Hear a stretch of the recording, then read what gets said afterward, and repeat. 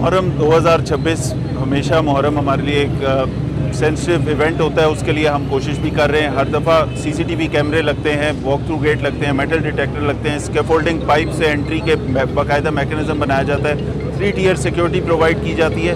इमाम बारगाहों के लिए एक इनिशिएटिव सेफ सिटी का ये था कि हर इमाम बारगाह, जितनी टोटल इमाम बारगाहें हैं लाहौर के अंदर 373 और उसके साथ साथ पूरे पंजाब में 4700 प्लस इमाम बारगाहों के अंदर ये QR कोड वाले पैनिक बटन इंस्टॉल किए गए हैं। इस पे जब भी कोई स्कैन करके इसके थ्रू कॉल करेगा, लाइव लोकेशन भी आएगी, प्रायोरिटी कॉलिंग भी मिलेगी, रिस्पांस टाइम भी बेहतर होगा, वीडियो कॉल की, चैट की, ये ऑप्शंस भी मौजूद है। इसका मकसद ये है कि सिक्योरिटी को बेहतर बनाया जाए, रिस्पांस को बेहतर बनाया जाए।